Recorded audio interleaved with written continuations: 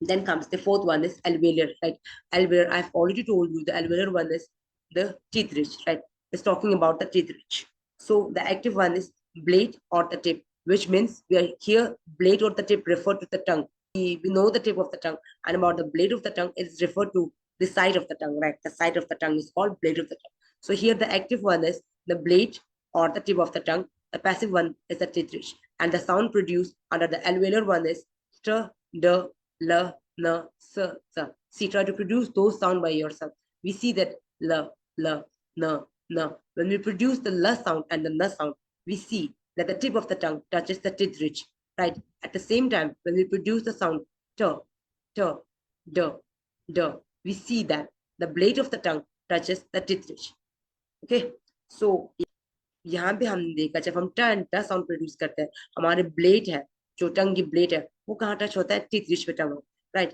On the other hand जब हम ल एंड न साउंड प्रोड्यूस करते हैं, हमारे टिप ऑफ द टंग जो है वो टीथ रिच को टच करता है, right?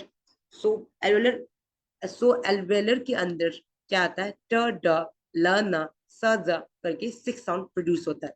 Then comes the post alveolar. Post alveolar में क्या होता है? एक्टिव है tip of the tongue and passive है rear part of the teeth, right?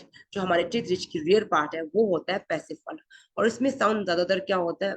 इसमें साउंड ज्यादातर ब्रिटिश की जो आर वाले, right, the R of the British English, right? British English की जो आर साउंड है वो पोस्ट एल्वेलर वाले से, पोस्ट एल्वेलर के अंडर आता है, right?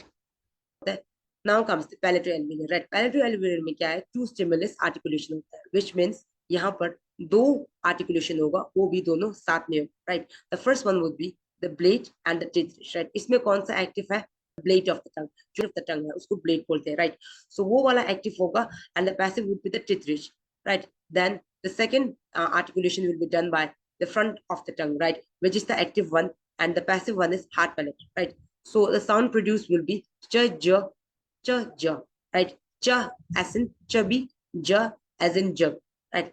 And another sound is sh, j, sh sh as in shampoo, right? J as in measure, right? Those four sound are produced under the palato-alveolar, where two stimulus articulation take place, right? In the first articulation, the active part is played by the blade of the tongue, and the passive will be played by the teeth ridge, right? And in the second articulation, the front part of the tongue played the active role, and the passive will be played by the hard palate, right? Try to produce this sound, ch, ch. We see that ch, the front part of the tongue touches the hard palate, right? Ch, ch. At the same time, blade of the tongue touches the teeth ridge, right? So palato-alveolar contain the four sound, which is ch, j, ch, ch, j, sh, j, right? Right. In the palatal section, the active part is played by the front of the tongue, and the passive is by the hard palate. And the sound produced under the palatal one is year, as in yes, right? Year, as in yes.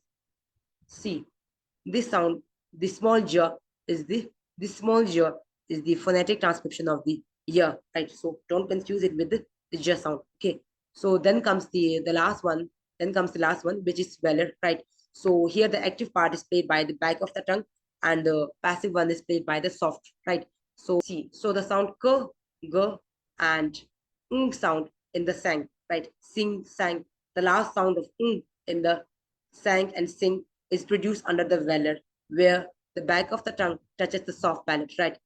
K, ka, ka. See, our back of the tongue touches the soft palate while we produce the sound k, ka, g, right? So that's it for place of the articulation, and that's it for today's lesson. And the next lesson will be focused